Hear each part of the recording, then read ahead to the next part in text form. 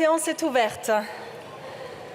L'ordre du jour appelle la discussion de la proposition de loi abrogeant le recul de l'âge effectif du départ à la retraite et proposant la tenue d'une conférence de financement du système de retraite. La parole est au président Chassaigne pour un rappel au règlement. Madame la Présidente, rappel au règlement au titre de l'article 47 et 48.9. Je m'exprimerai avec beaucoup de solennité et de tristesse.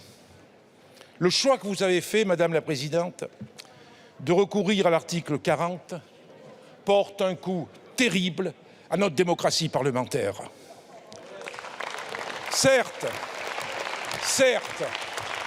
vous appuyez sur un article de la Constitution, comme cette majorité, semaine après semaine, mois après mois, s'appuie sur les articles les plus régressifs qu'ils cumulent de cette Constitution pour empêcher le débat parlementaire. Vous avez résisté au début, Madame la Présidente, mais vous avez cédé.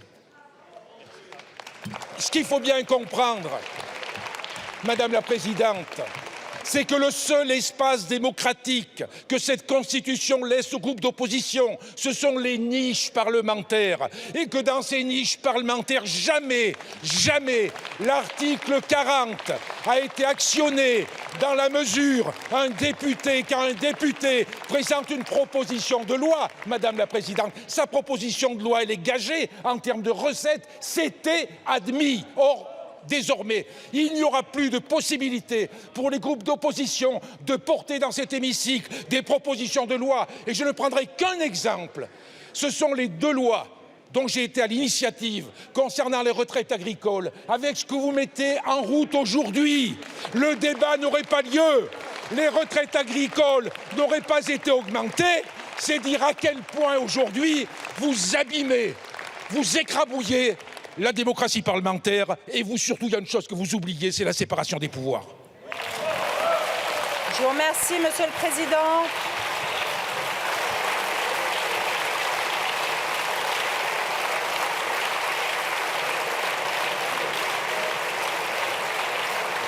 Ce que je vous propose, mes chers collègues, c'est que je vois plusieurs rappels au règlement. Je propose de donner la parole à un orateur par groupe sur les rappels au règlement. Donc, je note les noms. La parole est au président Coquerel, puis à Madame la Présidente Chatelain. Monsieur le Président Coquerel. Merci. Ce qui s'est passé hier soir à 20h30, à savoir la décision prise par la présidence de déclarer irrecevables 104 amendements portant sur cette PPL, dont 59 pour irrecevabilité financière, a confirmé pour beaucoup, et j'espère ouvert les yeux pour certains, qu'il n'était pas question ici de décisions visant à respecter la Constitution, mais bien de décisions politiques et partisanes visant sur ordre de l'exécutif à exclure toute possibilité pour l'Assemblée non seulement de voter l'abrogation du recul de l'âge de la retraite, mais plus largement sur toute expression, même sans aucun impact financier détectable, du refus de cette loi. À 20h30, à l'extrême limite du délai possible, sans doute parce que la main qui décidait de cette censure n'était pas très fière de son geste, peut-être pour limiter les réactions. Sans même, première transgression totalement inédite, avoir consulté le président de la Commission des finances en s'appuyant sur une lecture littérale du règlement, jamais appliqué ainsi, qui évitait que le seul membre issu de l'opposition en capacité de le faire exprime un jugement en respect total de la séparation des pouvoirs. Il est vrai que m'appuyant sur le droit constant, sur une jurisprudence pour le coup qui ne souffre aucune discussion, sur toutes les décisions en ce sens de mes prédécesseurs, j'aurais notamment refusé l'irrecevabilité de tous les amendements dits d'objectifs que vous avez censurés. La jurisprudence conduit en effet à déclarer recevables les amendements qui ne sont pas en eux-mêmes constitutifs d'une charge publique, puisque juridiquement, ils n'ont pas de conséquences directes tangibles. Cette dernière transgression éclaire vos choix précédents, celui de l'irrecevabilité des amendements rétablissant le texte initial. Par cela, vous avez effacé l'article 89 cap qui m'avait amené à rendre recevable de façon argumentée et méthodique la PPL au nom de la jurisprudence et du gage proposé, à l'instar de beaucoup de PPL, y compris de la majorité qui le présentaient les mêmes caractéristiques. Cette autre transgression, totalement inédite, elle aussi, va, j'en suis sûr, amener toujours plus de constitutionnalistes à me donner raison. Car comme la fin d'une énigme policière, elle éclaire toute la scène du délit. Et ce ne sont pas les arguments d'autorité exprimés d'autant plus fort qu'ils ne sont basés sur rien, a fortiori qu'en venant du gouvernement au mépris de toute séparation des pouvoirs, ni les menaces qui devraient faire honte à ceux qui les manient au nom du droit des oppositions, qu'ils seront peut-être bien contents de trouver un jour qui ne me fera varier et changer d'avis. Je termine, Madame la Présidente. C'est 2 minutes le temps de rappel au règlement. Ce matin, la tristesse. Vous êtes à 2 minutes 55, donc concluez. Ce matin, la tristesse l'emporte. Écoutez, les règles, elles sont les mêmes pour tout le monde. Je sais que vous voulez vous en affranchir. Monsieur le Président, je vous remercie.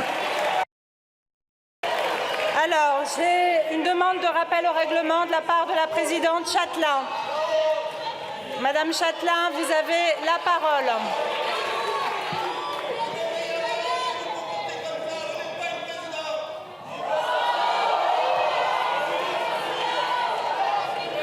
Madame la présidente Chatelain, est-ce que vous pourriez laisser s'exprimer la présidente Chatelain, s'il vous plaît? Madame la présidente. Merci, Madame la présidente. Le président Coquerel a brillamment expliqué la raison pour laquelle il a rendu, conformément à nos pratiques et conformément à nos usages, un avis de recevabilité. Je tiens à saluer la rigueur de son travail. Je tiens à saluer le fait qu'il joue le rôle qui est le sien, celui de garant du fonctionnement de notre institution. Il faut le redire aujourd'hui, où sommes-nous? Nous sommes à l'Assemblée nationale. Et si chacun dans nos circonscriptions, nous sommes les porte-paroles de nos électeurs, quand nous sommes tous ensemble ici dans cette Assemblée, nous représentons le peuple et nous portons la voix du peuple.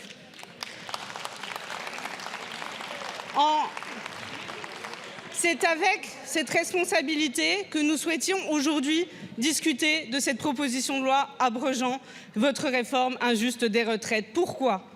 Parce qu'en fait, quand des millions de personnes se lèvent dans la rue, quand on a un front syndical uni, le premier devoir est d'écouter. Le deuxième est de respecter la démocratie sociale.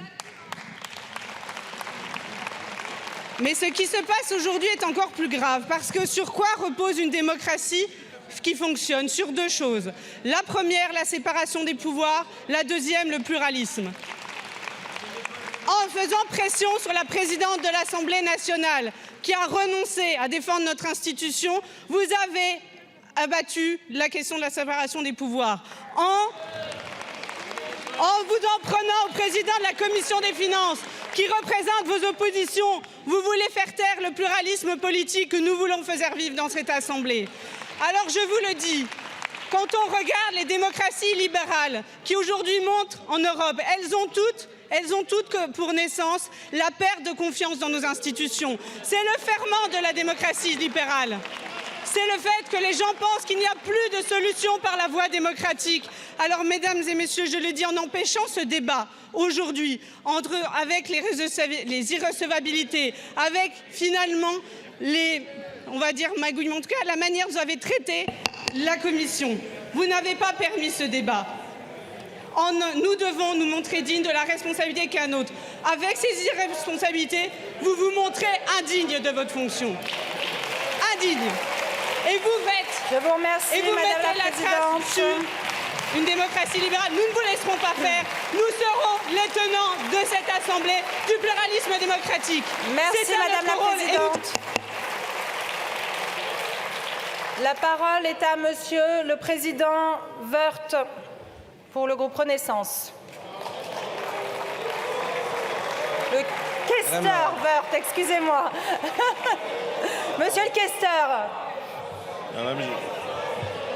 Merci. Merci Madame la Présidente. La seule transgression, j'entendais mon successeur, président de la Commission des Finances. Est-ce qu'on peut s'écouter dans cet hémicycle, s'il vous plaît? C'est l'article. Monsieur le questeur. Voilà. La seule transgression. Bon. C'est quoi l'article? L'article 89, 70. 70, Allez. il est bien mieux. Nous connaissons aujourd'hui mieux les articles de la Constitution que ceux de nos propres Alors, règlements. excusez-moi, monsieur le questeur, est-ce qu'on peut reprendre... 70, c'est ça. Vous parlez, on vous écoute, souffrez de l'écouter lorsqu'il parle. Mais c'est C'est la première règle de la démocratie, mes chers collègues. Eh oui, on s'écoute. La seule transgression. Alors, Madame la monsieur le Présidente. questeur, allez-y. Alors, mais je l'ai déjà dit 3 fois. Si vous écoutiez, vous entendriez l'article et je ne vais pas vous le répéter. La seule transgression, c'est celle de mon successeur, Éric Coquerel, pour lequel j'ai beaucoup de respect, mais qui là transgresse la Constitution. Il aurait dû déclarer ce texte inconstitutionnel parce que c'est objectivement, manifestement, clairement une charge. Alors on peut être contre l'article 40, mais c'est un autre sujet. Et l'article 40, aujourd'hui, il existe et donc il s'impose. Et tous les amendements de rétablissement, et la présidente a eu bien raison, sont des amendements qui sont créateurs de charges. Et tous les amendements qui sont dits des amendements d'objectifs ou objectifs, monsieur le président de la commission des finances, ils sont rédigés de manière si précise qu'en réalité, ce sont des charges sous-jacentes. C'est un détournement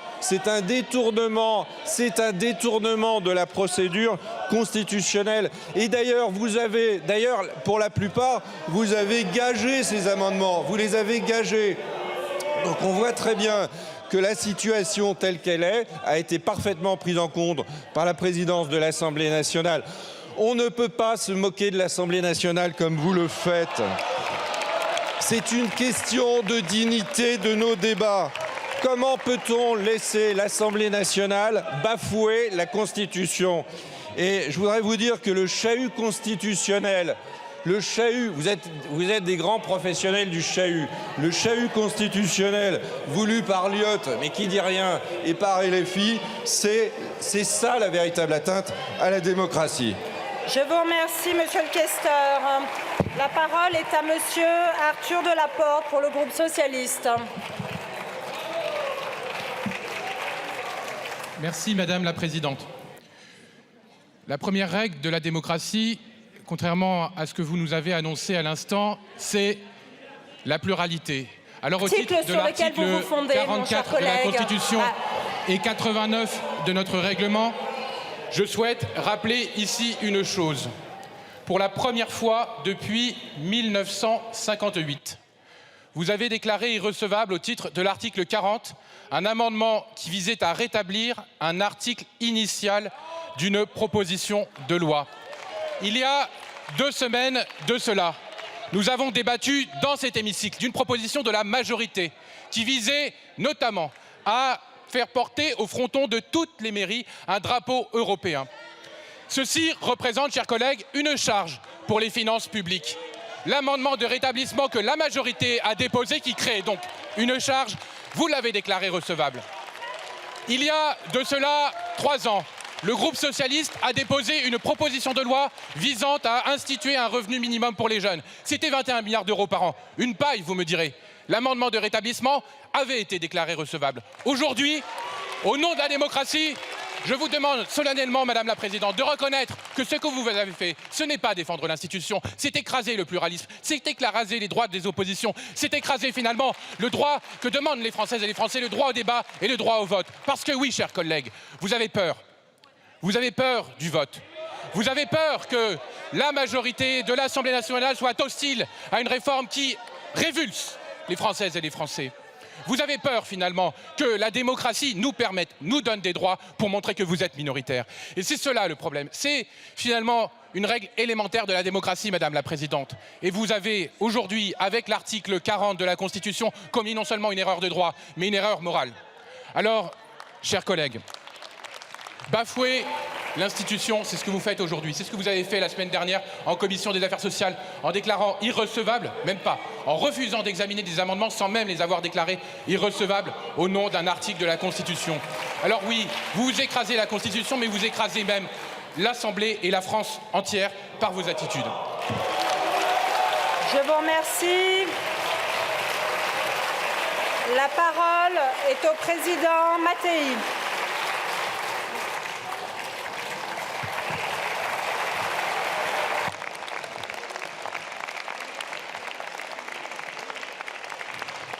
Merci Madame la Présidente. Je crois que nous sommes toutes et tous ici les représentants du peuple. Nous sommes toutes ici 89 alinéa 4. Voilà. C'est pour être précis. S'il vous plaît. Il me semble que nous sommes toutes et tous ici représentants du peuple. Il n'y a pas des députés plus ou moins légitimes. Je crois qu'il faut rappeler ces principes. Nous sommes là dans un cadre un peu particulier, puisque ce texte a cheminé, j'ai eu l'occasion de le dire plusieurs fois en conférence des présidents, où je trouvais bien que ce texte, cette PPL, qui n'avait que comme objet d'abroger un texte financier, pas du tout de la même nature que les textes que vous avez pu pousser, M. Chassaigne, et vous aviez raison, et nous n'avons pas, nous, députés, saisi l'article 40. Le texte a cheminé. Il est passé en commission. Il y a eu des votes. Je rappelle que ce qui est fait rare, c'est qu'il y a eu un scrutin public. L'article 1 a été, je dirais, supprimé. Je considère que Madame la Présidente a tout à fait respecté son rôle et la Constitution en prononçant l'article 40 sur le rétablissement de ces articles, parce que là, nous sommes tout à fait dans ce cadre-là. Et je regrette, Monsieur Coquerel, vous savez à quel point j'apprécie votre présidence qui ne me pose pas de problème. Mais là, il me semble que vous auriez pu prononcer. Je ne suis absolument pas convaincu par vos arguments que vous avez développés, notamment par rapport au gage, qui ne tient pas la route, on le sait bien. Voilà. Donc merci, Madame la Présidente, d'avoir appliqué l'article 40 en déclarant irrecevables ces amendements de rétablissement. Merci, Président Mattei. La parole est à Monsieur Saint-Huil pour le groupe Lyotte.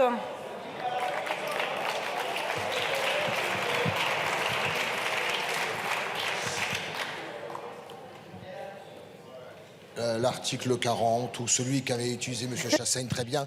Il me semble me souvenir que vous avez invité les groupes parlementaires à prendre la parole si nous le souhaitions sur le rappel au règlement.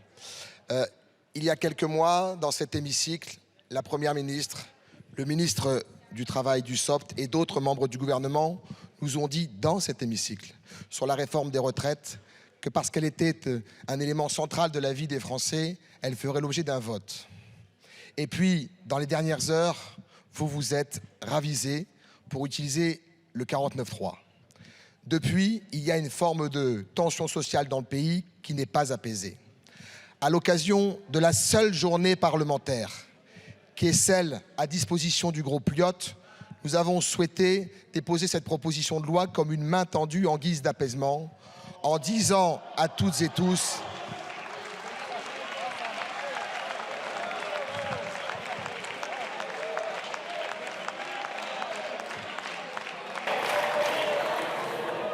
Allez-y, continuez.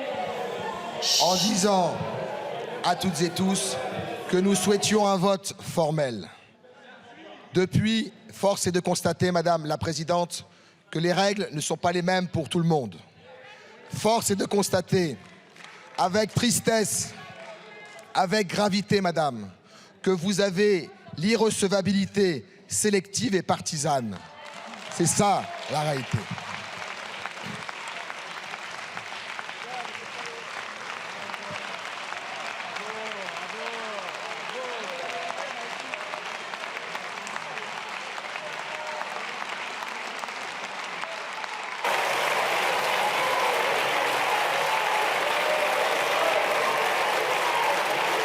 Allez-y, mon cher collègue, continuez.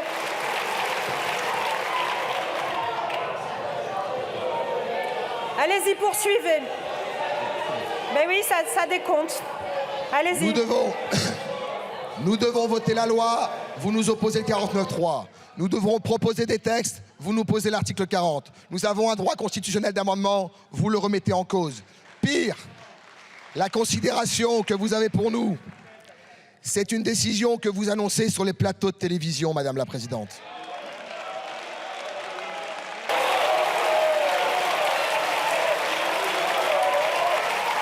Merci de conclure. En choisissant de défendre un camp plus que notre institution, en affaiblissant les droits des oppositions, en affaiblissant cette institution, finalement, vous êtes en situation d'affaiblir une parcelle de notre République. Je vous remercie, mon cher collègue. Je vais donner la parole à Madame la Présidente Le Pen pour le Rassemblement national.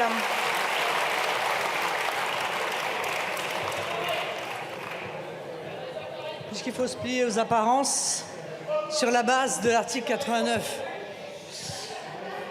Président Mattei, tout à l'heure, a exprimé un argument dont je lui ai demandé sur quel fondement il s'appuyait, consistant à dire, et ce n'est pas la première fois qu'il l'évoque, que cette PPL devait être rejetée parce qu'en réalité, elle abrogeait une loi. Alors moi, j'aimerais savoir qu'est-ce qui interdit aux députés d'abroger une loi. Je rappelle que les députés font et défont la loi.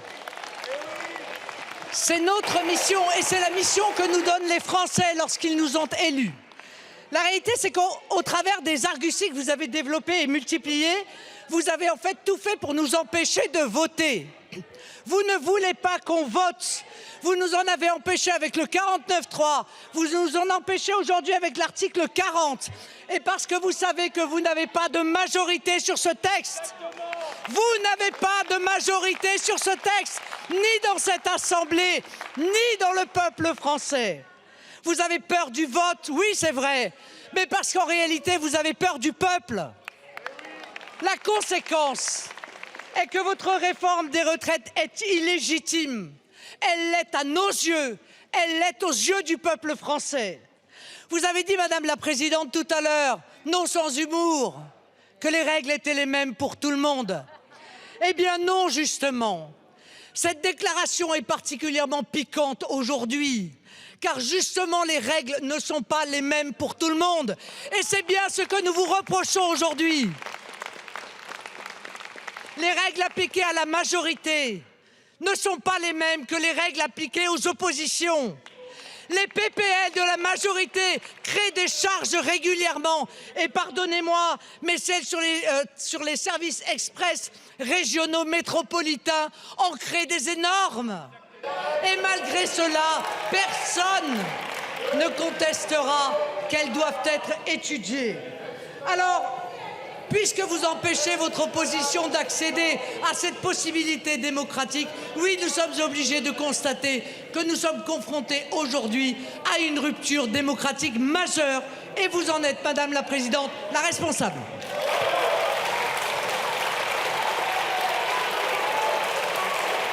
Je vous remercie. La parole est à Monsieur le Président Marcangeli pour le groupe Horizon.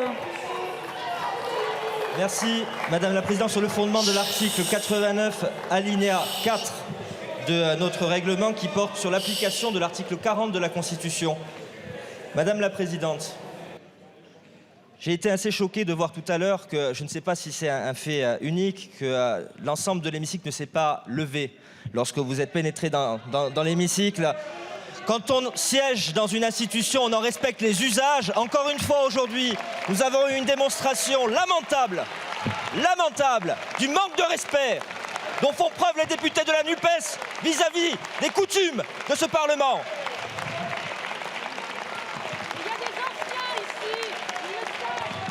Madame la Présidente, la Constitution, rien que la Constitution, le règlement, rien que le règlement. Nous le disons aujourd'hui avec solennité, la Constitution a été respectée, le règlement a été respecté, il n'y a pas de débat, nous vous soutenons. Merci. Merci, Monsieur le Président. Alors, je n'arriverai pas à dire mieux que vous. Le règlement, rien que le règlement. La Constitution, rien que la Constitution. C'est mon rôle et j'aurais bien aimé que chacun dans cet hémicycle en fasse de même,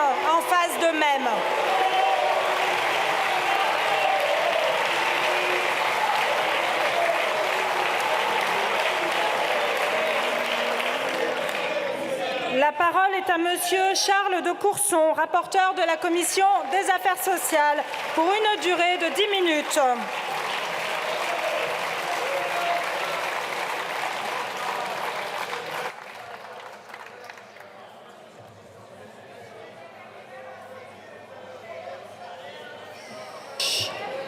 On écoute le rapporteur, s'il vous plaît. Madame la Présidente, Messieurs les ministres, Madame la Présidente de la Commission des Affaires sociales, mes chers collègues, je dois malheureusement commencer cette intervention par l'expression d'un profond regret. La Présidente de l'Assemblée nationale, qui aime à se draper dans un costume de défendresse des libertés parlementaires, a décidé de censurer les amendements visant à rétablir l'article 1er de cette proposition de loi. C'est un fait inédit.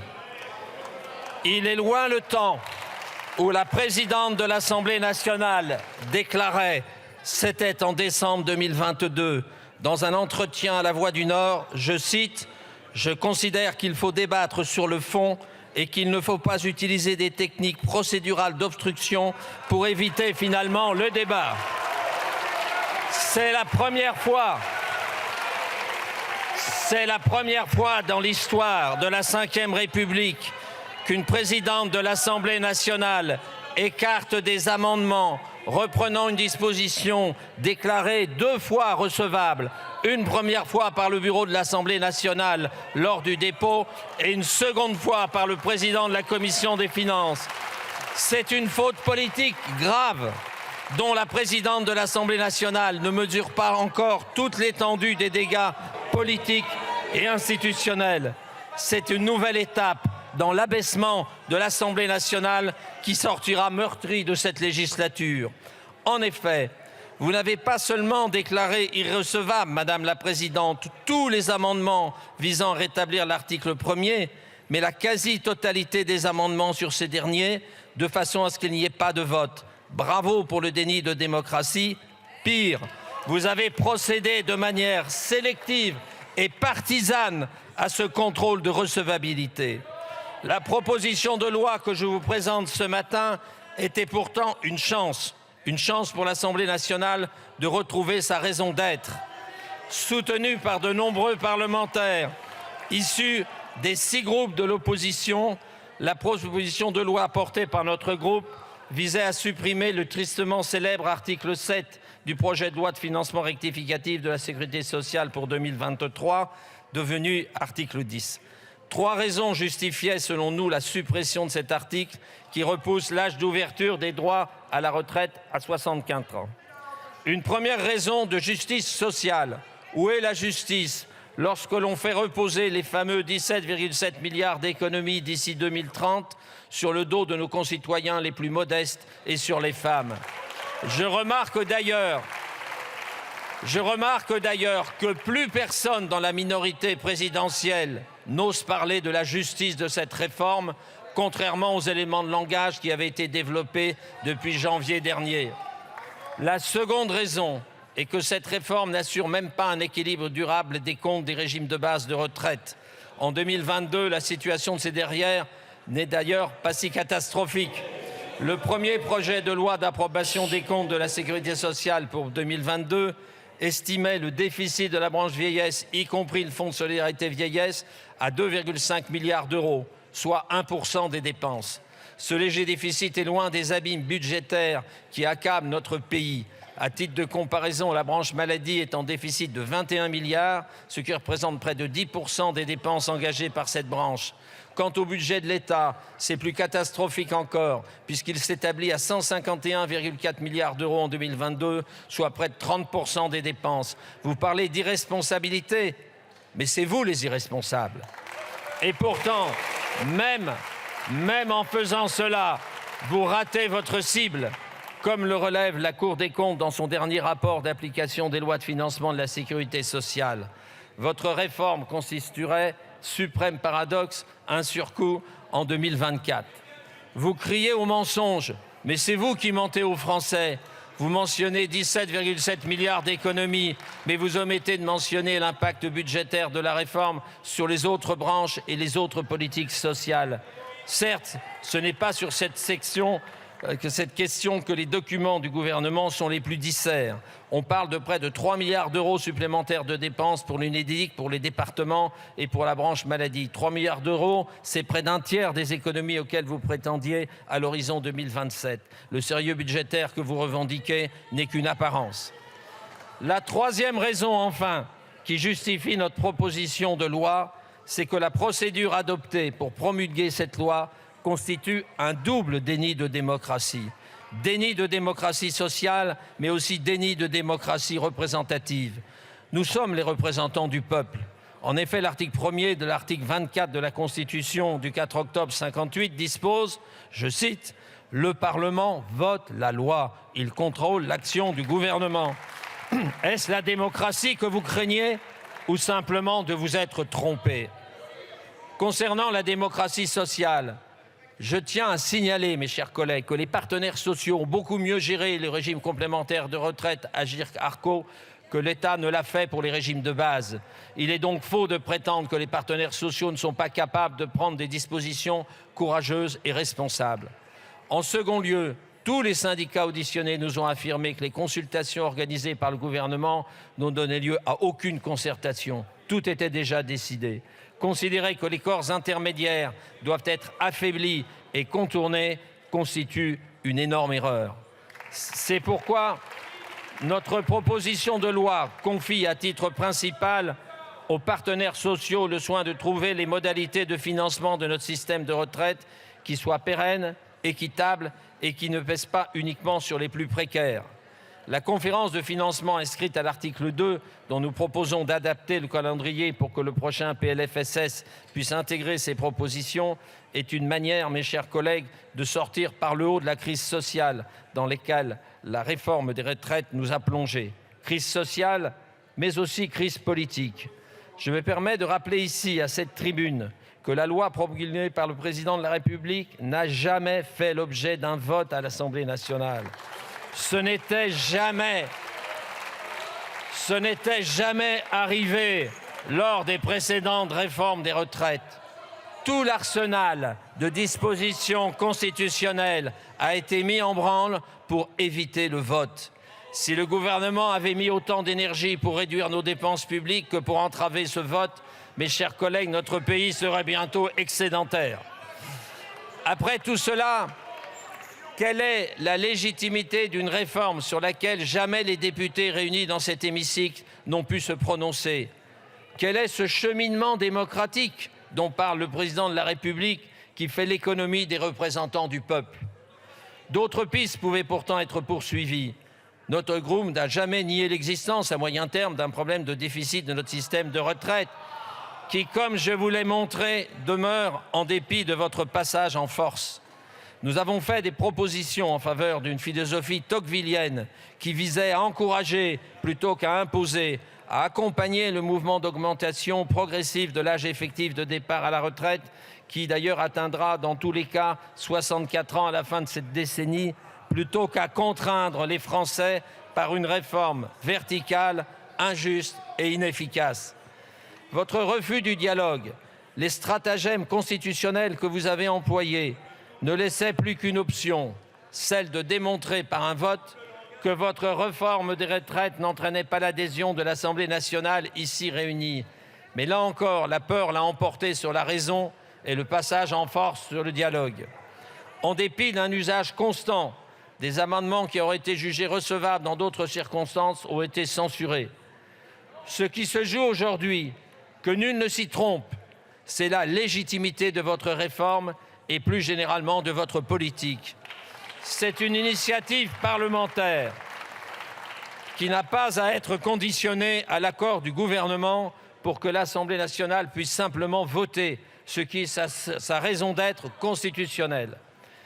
J'avais pu dire en commission des affaires sociales que le dépôt de cette proposition de loi était un pari sur notre intelligence collective, notre capacité à bâtir des solutions solides, rigoureuses et justes pour assurer la pérennité de notre système de retraite, auquel je veux croire que nous sommes tous attachés. Elle n'est plus que jamais le refus de l'abaissement de la démocratie représentative. Je vous mets en garde solennellement, mes chers collègues. Nous ne sommes que de passage ici et que de cet abaissement du Parlement ne peut ressortir que désintérêt pour nos institutions et, dans le pire des cas, colère et violence. Je vous remercie, monsieur le rapporteur. La parole est à madame Fadila Khattabi, présidente de la Commission des affaires sociales, pour une durée de 5 minutes.